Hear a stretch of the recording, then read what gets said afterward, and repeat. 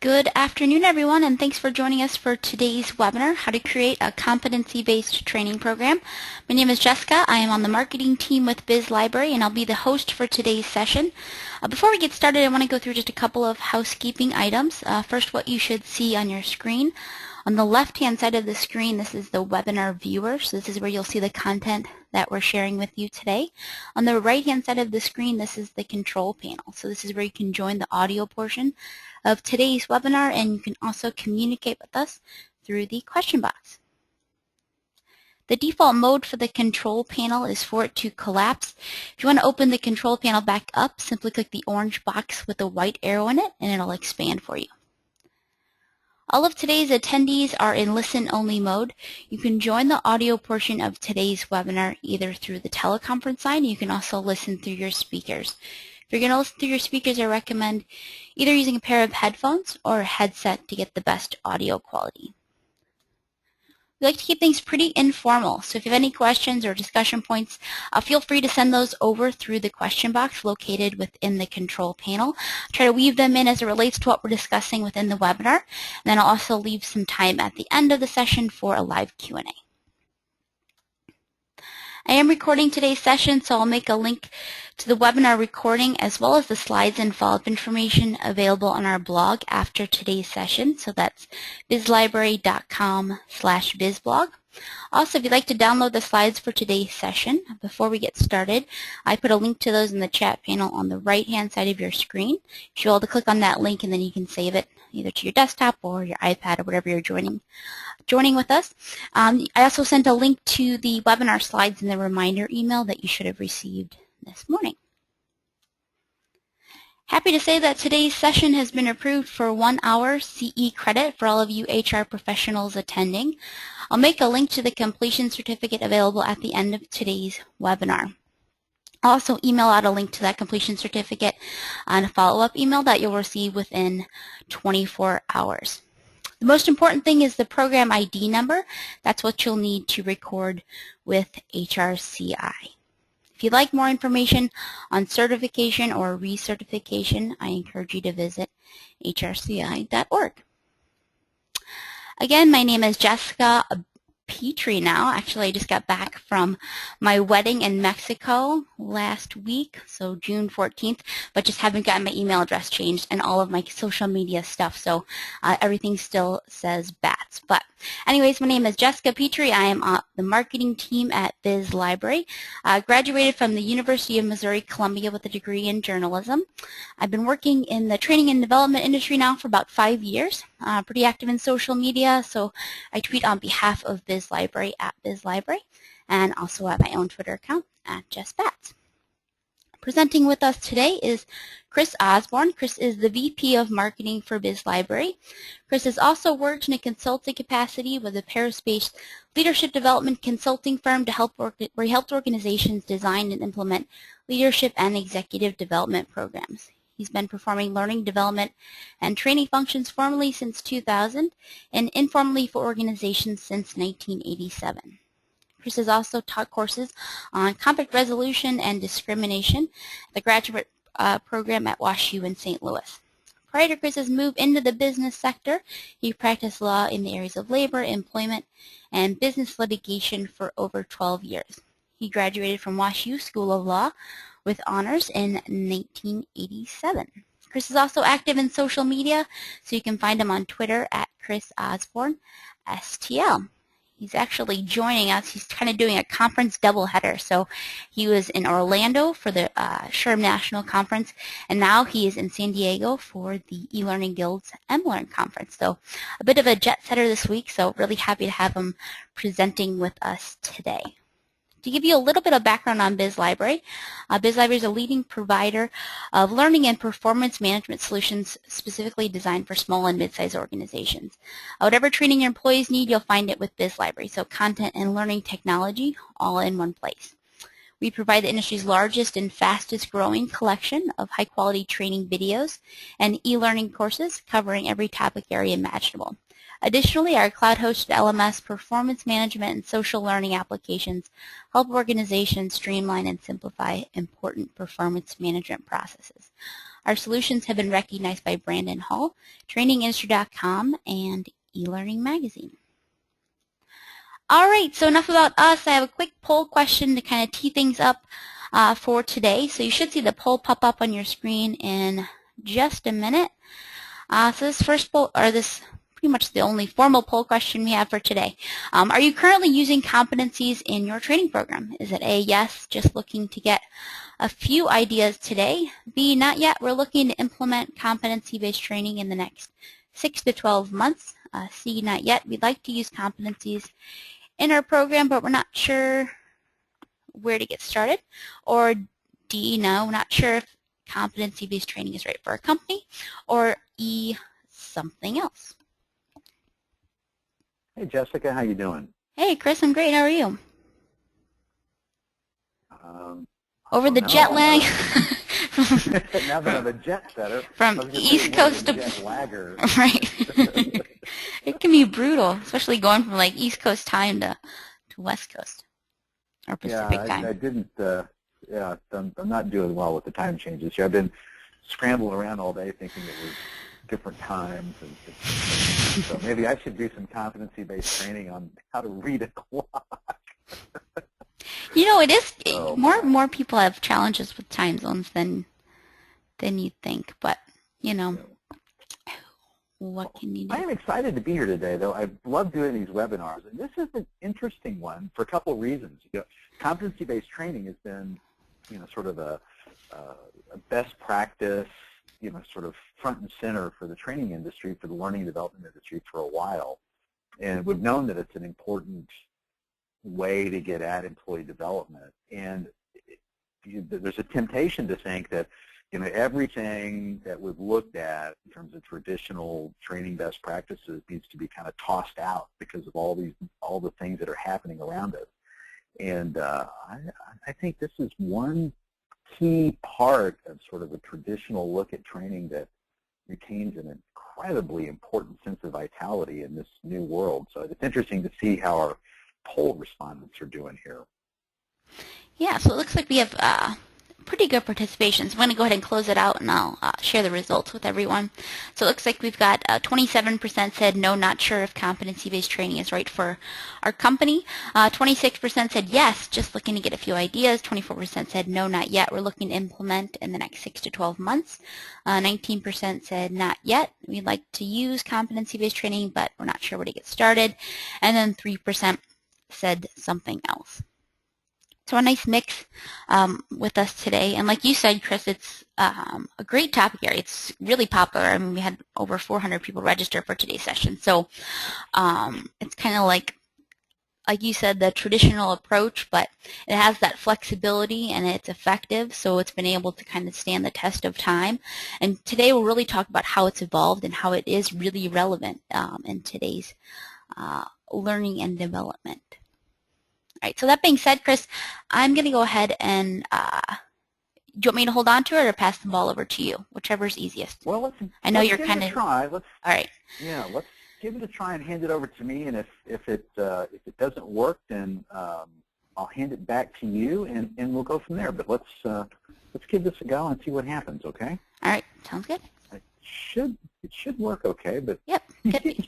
you never know. Yep, looks right. Good to me.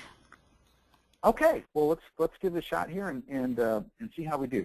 So again, Jessica really teed this up really well. She's spot on. She's exactly right. This is important, and I think it remains important. And I think I'm going to be able to make a good business case for you as we get into this and give you some ideas. I mean, the audience that's attending today is kind of in different places. And I believe we're going to be able to provide some advice and suggestions for everybody here, regardless of where you are in the continuum on using competencies and training. So we want to cover 3 things today. Why a sharp focus on key competencies is more important than ever. And the reason that this, I think, is critical in any conversation about competency-based training is exactly what Jessica and I were talking about before. It's very tempting to talk about all these changes in the marketplace, which we're going to get into in just a minute, and suggest that the response to all of this is to do completely new things. And while we agree that it's important to have a next generation of learning strategies, a next generation approach to content, and maybe even a next generation of competencies as learning professionals, a sharp focus on key competencies for our training and development program really is critical because it provides a focus for what we're doing, and we'll explain that in some detail in a minute. Then we're going to go through the key characteristics of best-in-class competency-based training programs for you. And then I think what I want to spend most time today on is a 7-step process that any organization can use to do one of two things: either implement the competency-based training program or reinvigorate one. So I think we've got 3 really great bits of information to go through today that I really hope you'll enjoy. So does it remain relevant today? And I've already kind of answered this question, so I'm not going to belabor this too much but I just want to say unequivocally, I think it does. I really, truly believe this. And in my own personal development, I focus on competencies. What do I need to do better to perform at a higher level? I know Jessica thinks about her development the same way. And I really believe organizations that focus on employee development in this way are going to step ahead of the competition and end up in a better position from a bottom-line business perspective than your peers and competitors. This acronym VUCA, which stands for volatility, uncertainty, complexity, and ambiguity, it's showing up more and more over the past 3 years in a lot of business writing, and it's used to describe the marketplace that we're all dealing with. And it's a really great explanation of it. I wish I could take credit for having really applied this, but sadly I can't. But the first time I saw this really explained well was in the cover article to HR Executive last January and February of 2013 in an article called The Importance of Agility. And I'd never seen this acronym applied to the business world before. It had been before, I just haven't seen it. I have to confess to just missed it. But this article really laid out a fabulous explanation for the world and how this acronym applies. And when you step back and think about it, it's like, yeah, it is. It's volatile. It's uncertain. It's complex. And we don't really know what's going on all the time. It is ambiguous. There's no question that that's the case. So what is this doing to our employee development? Are we changing our development approach to respond to a world that's described by VUCA? Are we thinking carefully about how to prepare leaders and employees to succeed in that kind of a world? Because I think it's a little different. So you have all these external challenges coming at us, which requires us to increase our capacity to change and our capacity to adapt to new situations. There's a good question from Timothy, Jessica, which I want to take as soon as I finish with this, okay? And then we have all these internal challenges which are coming at us as a result of this too. The economy's gotten better, so now we have employee retention challenges, you know. The workplace demographics are changing rapidly. We have, you know, millennials, the rise of the millennials, you know, and they're bringing to work a different set of expectations and approaches to problem solving and technology. And these aren't bad or good, they're just real. I happen to think they're actually kind of interesting and fun, but they're different. So are we preparing ourselves for this? Jessica, you want to take this question from Timothy? I think it's a pretty good one. Sure, yeah. Great question from Timothy. He says, in a VUCA world, how do you know you have the right competencies to train? Well, or to train to? It's a great question. And I think you have to step back. And my recommendation is to step back, one step back even, and think about not necessarily training to specific competencies, you know, for your organization, but think more broadly about VUCA, what it means, volatility, uncertainty, complexity, ambiguity, and how would we help people become adept at functioning in that type of world? What sort of things would we need people to be good at? Okay, so if you think about it that way, if you ask that question, I think we're going to get a better answer. And from my perspective, it would be adaptability. It would be a comfort with complexity and ambiguity, which means learning agility is a competency that I've seen talked about, and I find it to be very fascinating that it was mentioned in that article that we talked about a little while ago. But those are two things that I think are really extremely important. I think finding people who have the a commitment to continuous learning. So I think there's some character, some traits that are going to be important to find in potential leaders as well. So it's a blend of competencies and motivations, I think, that are going to be really important to begin to put together. I know that's a more complex answer than you were probably hoping for, but that's how I see it. It's an interesting world out there, and we're going to need people that accept the fact that it's interesting and embrace it rather than sort of resist the idea that change is coming here and we're holding on to the past. And Timothy, you're right. In some ways, that those are traits. I think curiosity is a trait, a willingness to explore new things. I think those are, in fact, traits. But the things that you can train, learning agility is, in fact, a competency that can be learned. There's a book out there written by Victoria Swisher called The Agile Leader, and she goes through that in great detail and really explains how to develop that competency. Highly recommend that book. It's a great read. It's available at the iStore and at Amazon. And she really walks through how to build that competency. So it can absolutely be done, and you can increase your capacity to change. Daniel Pink wrote an incredible book called A Whole New World, Why Right Brainers Will Rule the World. And it really talks about the same kind of space, about how to increase our capacity to take in new things and look at things a little differently. So this competency, these abilities can be acquired and enhanced. So I think it's a mistake to assume immediately that all of this is trait-driven. We can broaden our horizons. We can expand our minds a little bit, and there are ways to do it. So those are two authors and two books that I highly recommend. I've read them both, love them both. Definitely worth exploring a little bit. And Chris, I'll just add that we'll get into it a little bit more in depth later in the webinar. But a lot of what Chris identified are higher level competencies, so like core competencies that would be related to your industry or company culture. Now, as we get more specific to based on your business discipline or kind of what job role you're working in. Now those competencies will be more specific and sometimes faster moving than like the core competencies. The idea is that you have that adaptability and that agility to move quickly and understand what you need to know to be better and perform better. Yeah, great comment. Great point, Jessica. You're spot on. So, if you think about all of these things that are happening, this is a great illustration. Again, things I wish I could take credit for, but I can't. Jessica put this together.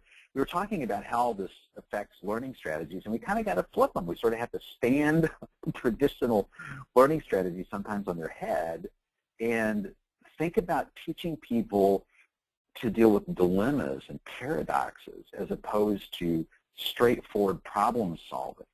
Problem solving is going to be important, but it's different in this world where we don't always have all of the information. So we've got all these things happening. The demographics are changing. Our behaviors, the way we access and take in information, and all these technology tools that are available to us, just social media and social learning and Web 2.0 and just all of the enhancements that are supposed to make work easier, sometimes make them more complicated, but supposed to make work easier, typically technology-driven, aren't they? So we need a different comfort level with technology than we've ever had before to be successful. When you put all these things together, coupled with dealing with this volatile, uncertain, complex, ambiguous world, do we have learning strategies that effectively prepare us and prepare our employees, prepare our leaders, prepare our organizations for success in this world. Okay, so if you think about these, all these demographics, this is just for the Bureau of Labor Statistics. The workplace is changing. Boomers, 39%. That is an interesting number because more and more boomers are hanging around longer. But Gen Y, millennials, 24% in 2012. That's going to be a much bigger number as we move forward. And this bring your own device thing, this goes back into the technology behaviors. People are bringing their own smartphones and tablets to work, but stunningly, they're using their own devices for work-related purposes. It's just been an amazing thing to look at. There's a great report there, Good Technology, the State of BYOD, which is an acronym for Bring Your Own Device in 2012. And this is a trend that a lot of folks are watching very carefully. I find it fascinating, which gets us to this, competency-based training. How does this help us in this world? Well, I think, if we start with just sort of a high-level definition, and we'll drill into this a little bit, it's a focus on identified workplace behaviors that are essential to achieve strategic organizational goals.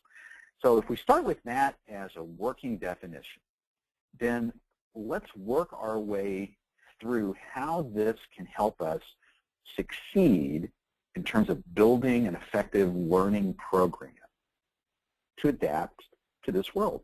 So there are kind of four things we want to make sure this is learner focused. Getting back to the idea that we need to, kind of flip our approach to learning from organizational focus to real focus on the learner, focusing on the ability to do things, not necessarily knowing how to do them.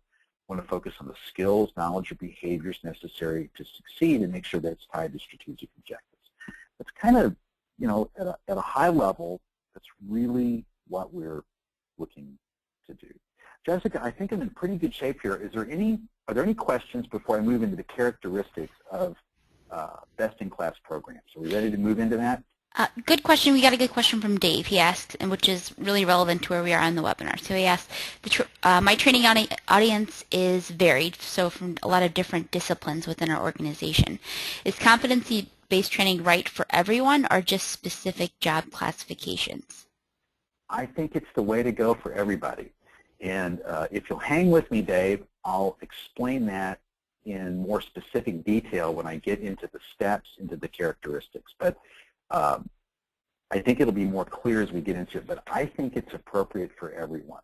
Because the thing that happens when you do this right and you really think about that last piece here, tied to strategic objectives, there's so many things that we could develop employees on. There's so many things we could offer training development on, right? So how do we focus? How do we focus our energy? How do we focus our efforts? Because we want to make sure we're getting a return on our investment, both in terms of time and effort. And if we don't have a focus, we're maybe not going to get the right outcomes that we're looking for. And that's the goal here, right? We want to improve performance in areas that are going to move the needle forward for our organization. And competency-based training, when we link it together the right way, is going to work. And this is how we do it. So these are the characteristics of best-in-class programs. There's alignment between the program and organizational goals. I'll give you a different definition of alignment than you might be used to seeing. It's employee-focused, okay? The alignment begins with an organizational focus, but the definition I'm going to give you is a little different, which leads directly to this employee focus, okay? That's where rubber hits the road.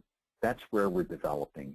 That's where we're improving skills. That's where we're ultimately improving capabilities. It's at the grassroots level, and it builds upwards, okay? That's what I have to think about this. We want to build on employee strengths. That's a big piece of this.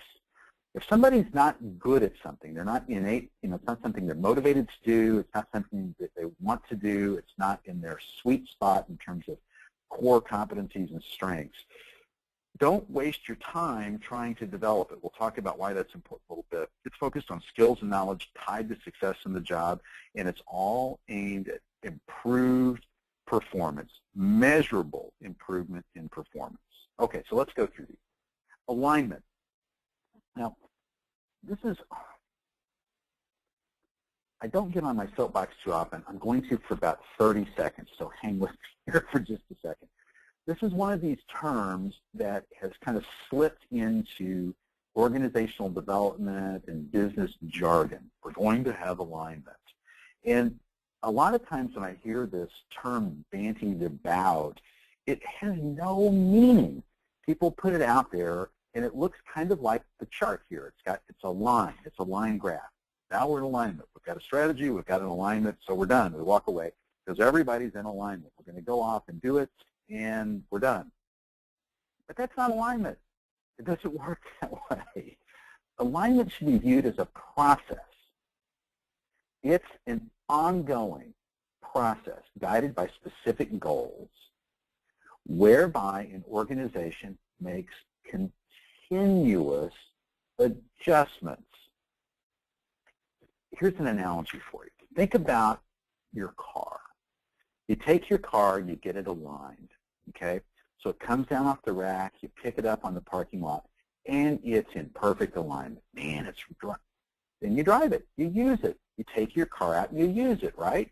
You go shopping, you're driving around, and eventually it goes slightly out of alignment. Well, what do? Do you leave it alone, or do you go get it adjusted?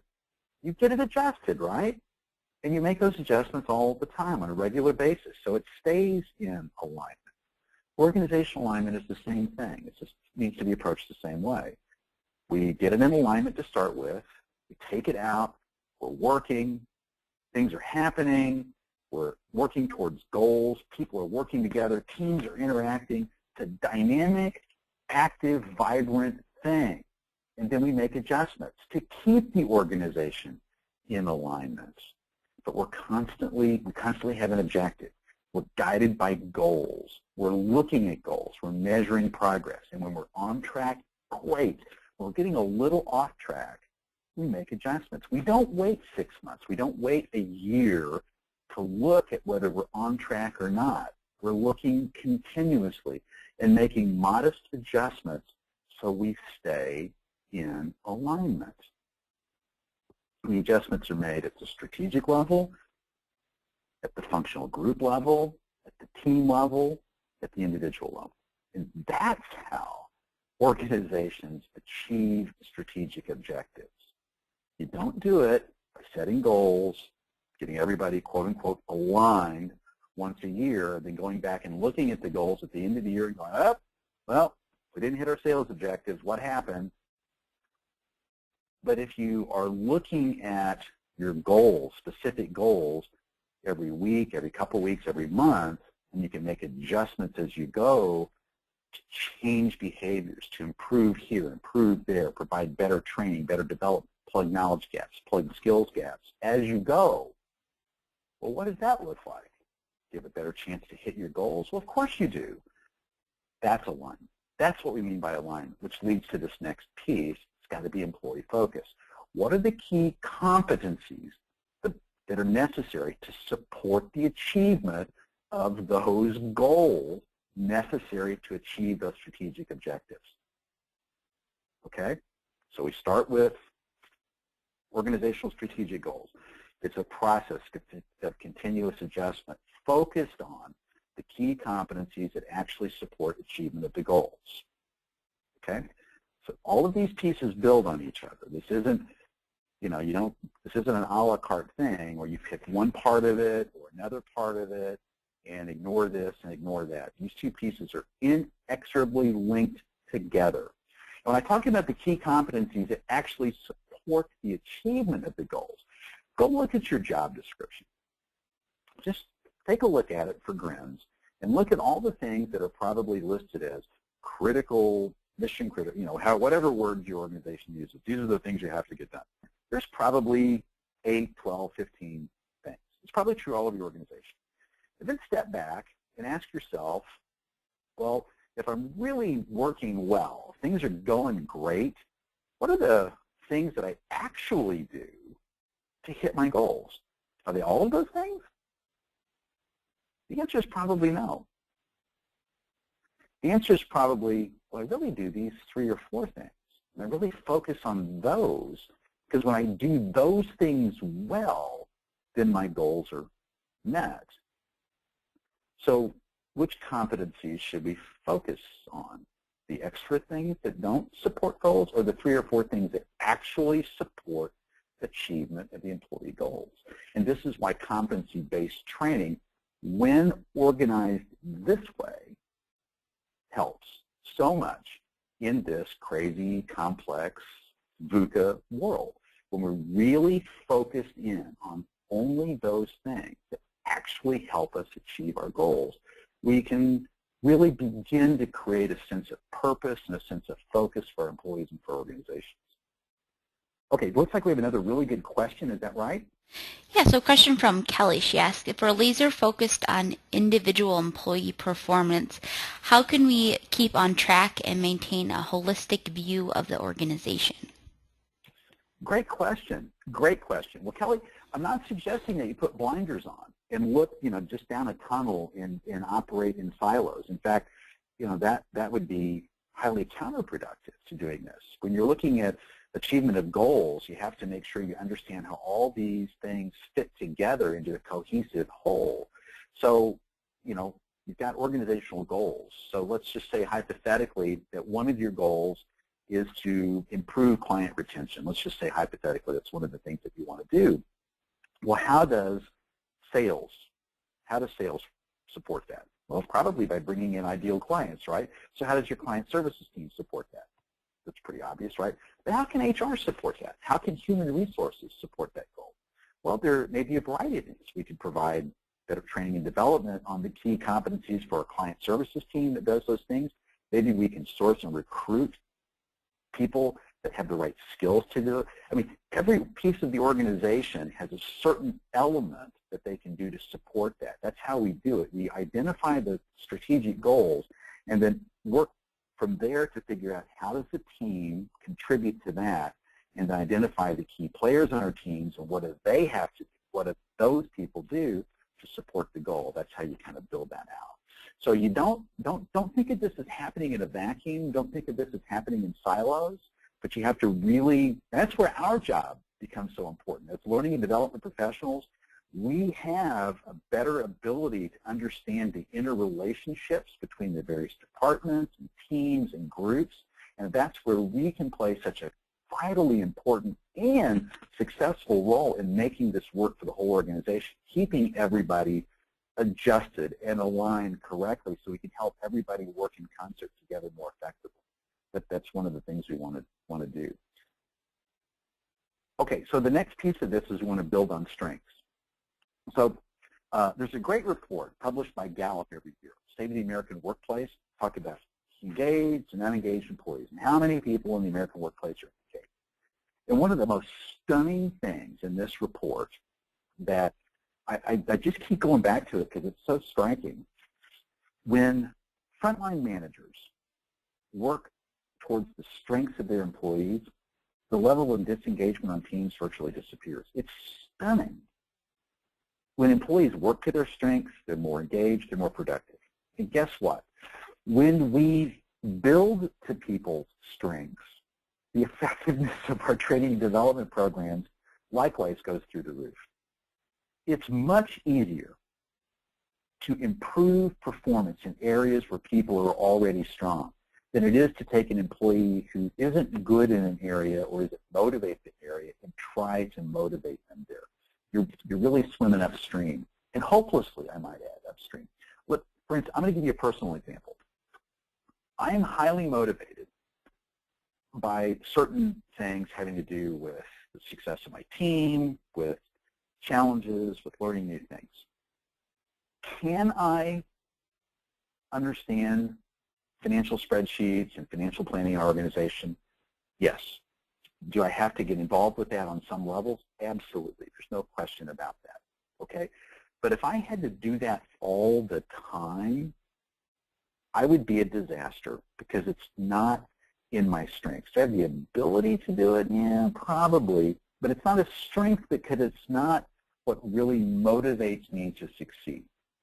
So if I played in areas where that was required all the time, I wouldn't be successful. If I tried to improve my skills continuously in that area, I would be frustrated. On the other hand, if I'm trying to increase my knowledge base and skill base in areas where I'm already strong, there's a good chance I'm going to increase my expertise even greater and perform better. Okay, that's the idea. We want to build on strengths. And we want to do this so that employees have some ownership of this. You know, honor our employees' ability to understand this on their own, and give them the ability to do this in a way that makes some sense for them. You know, employees, if we treat employees like adults, they're typically going to learn like adults. Okay, so then the next thing we want to make sure we don't want to do is focus on skills and knowledge, with the idea that we're supporting improved performance. Again, context. We want to make sure that we're providing a context for improved performance. We want to make sure we're providing information and development in a way that actually works to do that, so that employees can access information and the ability to improve their credentials, their background, their skills, their competencies, so that they really know what they have to do to improve. But we don't want to provide a lot of wasted motion, wasted time, wasted energy. So we want to make sure that the knowledge that we're helping improve is gained with the purpose of supporting improved performance. That's the objective behind all of this. That's one of the reasons I love the whole idea of competency-based training. It just helps create a focus on improving performance. If we stay focused on that, the rest of this really starts to make a lot of sense. It starts to flow logically and starts to make sense. Now, how we do this, we have a lot of options here, but this really begins to make a ton of sense. Okay? Jessica, any additional questions here? No, Chris, we're good to go. I keep moving towards the 7 steps. All right, that's right where we are. Okay, so here they are. We have 7 steps to implement a competency-based training program or to reinvigorate one. And if we start at the top, it's performance analysis. We're going to establish the key competencies, establish job role standards, identify skill gaps, create individual development plans, assess, and measure. Wait, Chris, that's only 6. And then the 7th step is right in the middle. We repeat. This is a process. It's an ongoing process, and it doesn't end once we get it going. We're constantly evaluating, going back to what we said before about the characteristics being alignment, being a process of continuous evaluation and adjustment. That's what this is about, okay? So we start at the top with a performance analysis. Notice we don't start with a needs analysis. It's a performance analysis. This is a really important shift, I think, for a lot of learning development professionals. A lot of us begin with the idea that we're going to do a needs analysis. I'm going to talk to my managers and supervisors and employees. We're going to talk about what they need. Okay, so that's fine, and I think it's an important question to ask, but it's not what you need, what you should do to build the core. Go back to what I said before. Organizational objective is to improve client retention. So we go out and talk to stakeholders throughout the organization about what they need in terms of training and development. Well, what kind of answers might you get? You might get all kinds of crazy things. They might need training on this, or they might need this. I mean, who knows what you're going to get? But if you step back and ask yourself, where are we today in terms of client retention, and where do we need, oh, sorry about that on the audio, where do we need to be, and what's the difference in performance between our current state and our desired state? We have a different inquiry, don't we? What are the skills and behaviors that are critical to close that performance gap? And we analyze that carefully. That gives us a much more targeted training and development effort. Rather than a broad-based needs analysis, let's do a performance analysis. Understand where we are in terms of our organizational, team, and individual performance, and the difference between our current state of performance and our desired state of performance. What skills and behaviors do we need to improve in order to get where we need to go? Don't worry about needs so much. Focus on performance. Once we've done that, We want to make sure that we can understand the competencies necessary to actually improve performance. A whole range of ways to get at this, But going back to what we said earlier, we want to focus really on the critical areas of performance. So for instance, we have 12, 15, quote unquote, critical competencies or critical things we have to do. What do your top performers actually do in each job role on a day-to-day basis to succeed? Focus on those things. I guarantee it's going to be no more than 3 or 4. And those are going to be the indicators of success in those roles, and those are the things that you want to do. Got a good question, it looks like. Chris, we actually have 2 questions. I'm going to pose the one from Lawrence first, if that's okay. This one's related to building on the strengths of our employees. So do you build on the strengths of employees whose strengths don't align with the organizational goals, or is this the beginning of a path of transferring or changing out the employee? Oh, that's a good question. Maybe. Maybe. You hope not, but I think it's time for a careful analysis of what the strengths of the employees are in that situation. If you hired an employee whose strengths lie outside of what you're trying to do as an organization, you may have a misfit. It could very well be the case. On the other hand, take a real careful look at the strengths of the employee, and it gets to this question I think we have here. What about when it's a new and emerging competency, you don't have internal talent that are exhibiting this well today? Is that the case? Maybe you've got employees who are really good at things that you're not good at as an organization today, but is that the future? Is that where you need to go? So there are 2 possible ways that type of finding could impact your organization. And it is possible that you've got a misfit. It's possible. It's very possible if that's the case. But that's an important thing to understand, isn't it? If you've hired people who are really good at things that your organization doesn't need, don't you need to rethink what you're doing in terms of hiring? On the other hand, if you've got employees who are showing strengths in areas that are interesting and look like, hey, this may be a future area of growth for your organization, well, what do you do with those employees? Well, you don't run them off, do you? You find ways to nurture them, and you begin to look at how you can grow that as an organization. So there are 2 possible ways that can happen, right? So it's great questions, though. And as you're thinking about these competencies, Jessica mentioned this earlier, there's core competencies, so those broad-based, high-level competencies that sort of tie to your organizational culture, what's necessary for success in your company and your industry. So if you're telecommunications, healthcare, insurance, finance, whatever the case may be, there are certain competencies that success in your industry requires. There are job family competencies, human resources, for instance. There are certain things HR professionals need. And then job role competencies. What's the level of mastery for these specific competencies for success in that role? Okay? So from there, we're going to establish our job role standards using those ideas. Benchmark our top performers. This is a greatly successful way to get at this. This is really an important way to really understand who's doing well. Because you don't have to reinvent the wheel on this. You have top performers in your organization right now. Ask yourself 2 questions.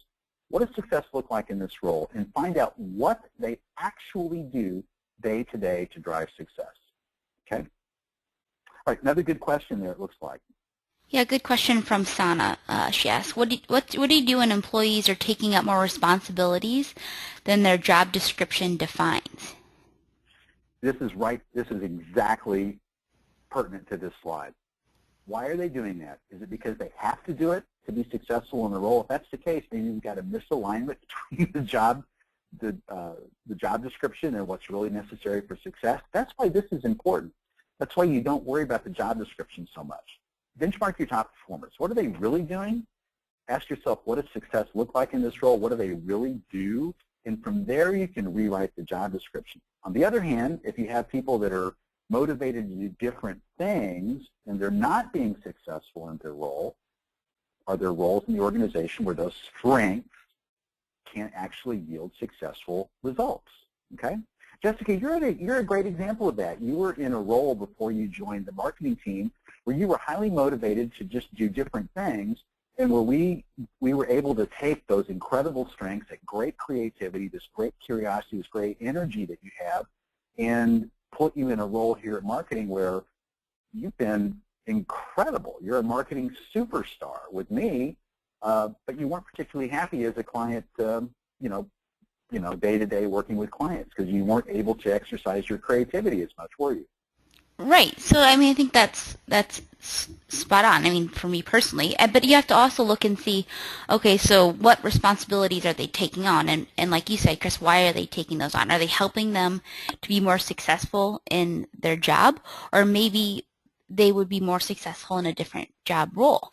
Or is those responsibilities being taken on because they don't have enough support, so they're just feeling overwhelmed? So really understanding what and why, I think, will be really important as well. Exactly. And it wasn't that Jessica wasn't a good client services rep. I don't want to imply that. But Well, Jessica's it's just a motivations different, and her passions were different. Exactly. right. So it's like whether you're comfortable working in kind of more of like a checklist kind of process kind of a role, or if you want something that's a little bit more um, creative and content driven and things like that. So again, Right. understanding what motivates people. Exactly. Exactly right. So, and then from there, we're going to identify the skill gaps. So we've identified job role competencies. We know what we need. We know what success looks like. We know what the top performers are actually doing. So what's the difference between the desired and actual level of performance? What are those 3 to 4 key competencies that are actually applied to success? We've identified those skill gaps, and now we have a roadmap for development. This begins to help us identify the competencies that we can base a training program on. CBT, exactly what we're trying to do. And this is a great way to get a whole range of ways to do this. You can do it through observation, interviews, through surveys, through assessments, whole range of ways to do it. This is just an example of a potential survey or assessment that you can do. You're going to have access to these slides when we're finished, so I'm not going to pound through that. But ultimately, this is where we're going. We're going to build an individual development plan. That's, again, going back to the idea that this is employee-focused. We want to flip the priorities of our training a little bit. Obviously, we need to have alignment with the organizational goals, but alignment, the idea being it's flexible, it's a process of continuing adjustment. But this is where it happens, is at the individual level. And we want to have a plan. We want to make sure everybody understands this. These need to be transparent. Everybody needs to understand where they're trying to get to. So we've got information about career, short-term goals, long-term goals. We want to make sure that we're addressing learning styles, people taking information in different ways. And by this, I mean not only visual learners. I mean, most of us take in most of the information visually, but I'm also talking about some people react very well to lots of formal instruction. Other people react very well to a lot of self-directed instruction. I mean, what's the preferred approach to development for the employees? They need a lot of manager support. They need a lot of direction. And you're going to do these things by these dates, or are people very self-directed? This all applies here, but people need to understand, a career plan. Where do you want to be as an employee in 1 year, 3 years, 5 years, and what kind of manager support can we provide? And this is a critical piece of this. The support of our frontline managers is vitally important to this. Data is very clear, the research is clear that frontline manager support is the most important factor in the success of learning and development programs, both before we start the programs and after programs start. We need managers heavily involved in this all the way through.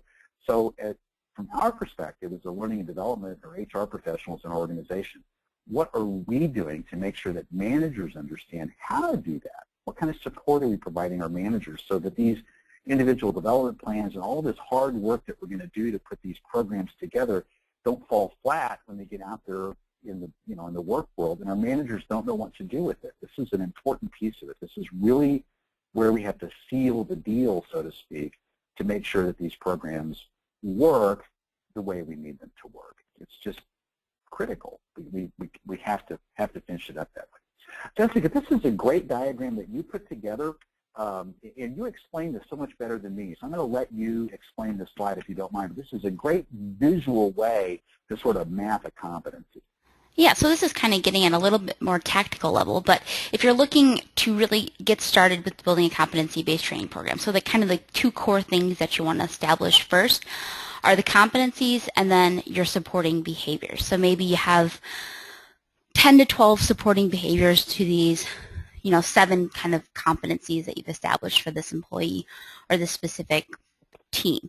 And then from there, you then map out different development resources. So these could be e-learning courses, they could be videos, they could be mentoring relationships, a lot of different things.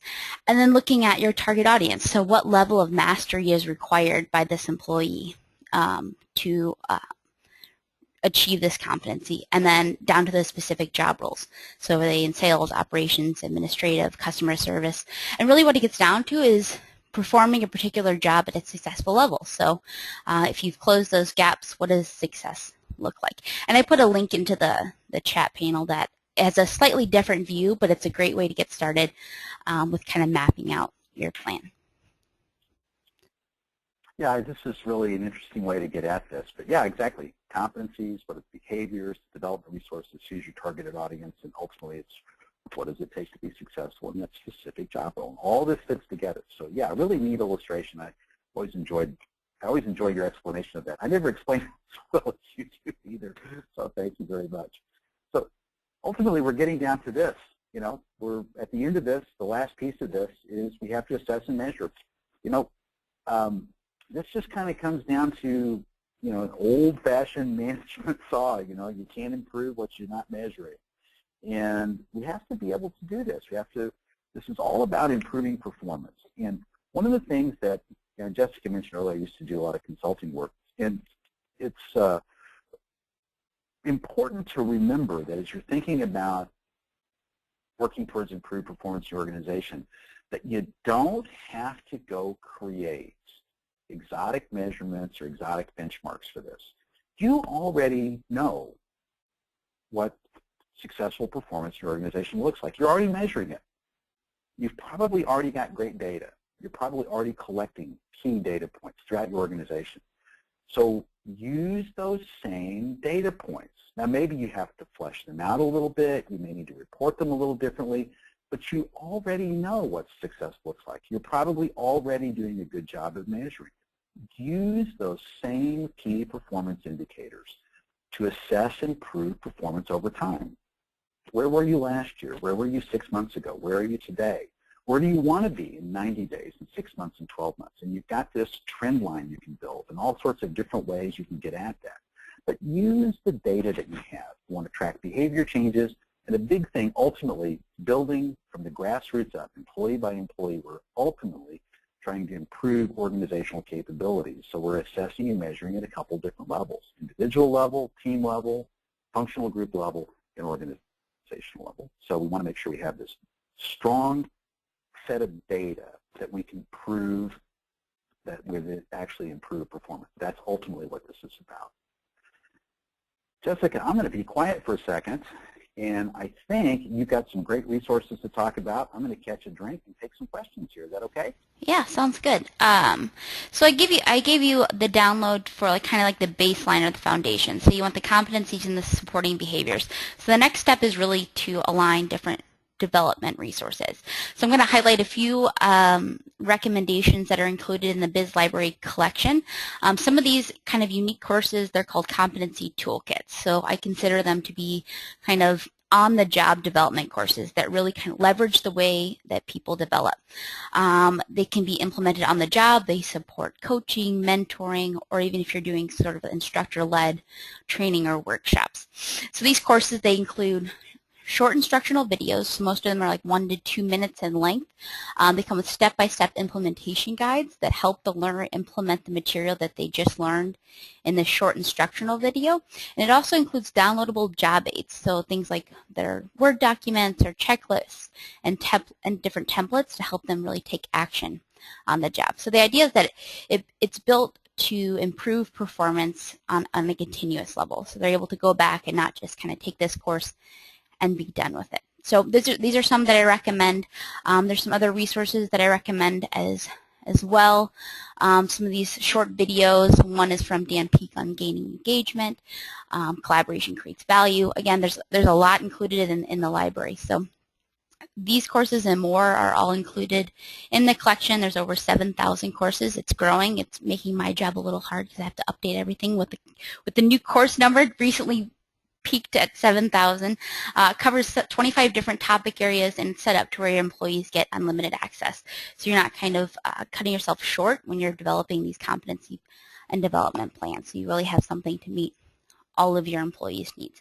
So if you want to try out any of the resources that I highlighted or any of the other courses included in the Biz Library collection, I'll put up a quick poll and just let us know if you're interested. I'll leave that up and then also take some questions. Chris, I have a good one. Let me roll it up. Okay, so this one comes from Nora. She asks, measuring competencies on soft skills is a challenge for a competency-based training program. Do you have any suggestions? Well, yeah, that can be a challenge, and I do have a couple of ideas for you. First, going back to what I mentioned earlier, I don't think you have to try to create some whole cloth measurements to do that. That's the first thing. So step back for just a second and carefully look at the soft skill that you're looking to measure the impact on. What measurable bottom line piece, what does it impact? For instance, communication skills, and that's a pretty broad one, but specifically what type of communication skills? Is it negotiations? Is it written communication skills? What specific business impact does a failure to communicate effectively in that area have? And what positive business impact will an improvement in that area have? So in the HR world,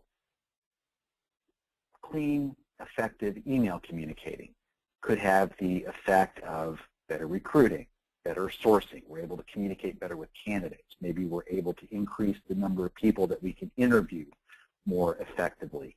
How would you measure that? Okay, that's one example. In sales, perhaps better written communications and proposals will get a better response rate.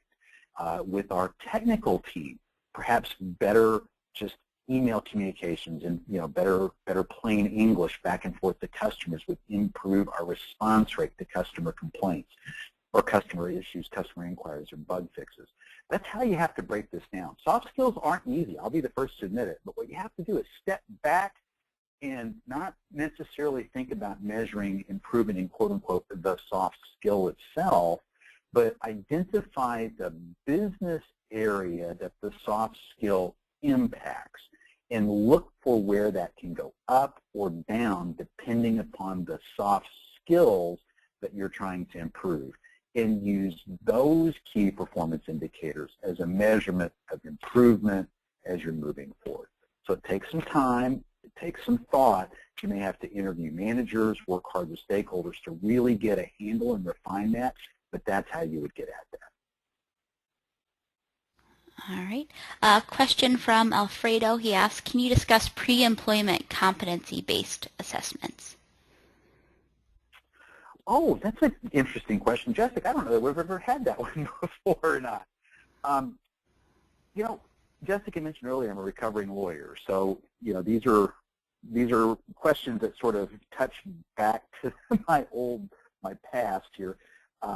You got to be careful with those a little bit. You got to make sure if you're going to do pre-employment competency-based training, you got to make sure that the assessment that you use is validated, one, is actually tied to the ability to perform the job effectively. That's the second piece of it. So those are the two parts that are really going to be important. And if you can answer those two questions affirmatively, that it's been validated and that this competency and that this assessment really helps inform the ability to perform this job, then yeah, I don't necessarily think that's a bad thing to do. However, let me step back a little bit further. in this job market, with so many jobs that are open, I'm not necessarily sure that hiring for competence is always the best idea.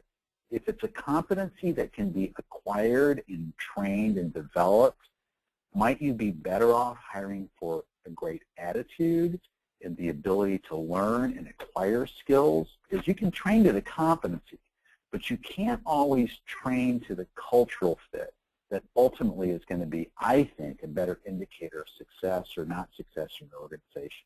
So I always caution people that want to get too far down the road of, well, we need this specific skill set or this specific set of competencies. I understand the need to do it. I understand why organizations want to do it, but I think sometimes you may pass on some really wonderful candidates who might be great fits for your organization because they're really wired the right way. Anyway, that's just a caution that I would urge you to consider as you think that through a little bit. All right. Looks like we're right at time. Great questions today. Again, thank you so much for sending those over. Those always make for a more engaging webinar. For those of you that are attending for HRCI credit, I put a link to the completion certificate in the chat panel on the right-hand side of your screen. I'll also email out this completion certificate in the follow-up email that you'll receive tomorrow afternoon around this same time. Next week's webinar is on how to build a performance-based culture. You're welcome to join us for that webinar. Any future webinars, we hold them every week, and they're all pre-approved for HRCI credit, so I hope you'll consider joining us again. Again, thanks for joining us today, and thank you, Chris, for presenting with us. You're welcome, everybody. Thanks for attending. We really appreciate it, and glad to have you with us. Thanks.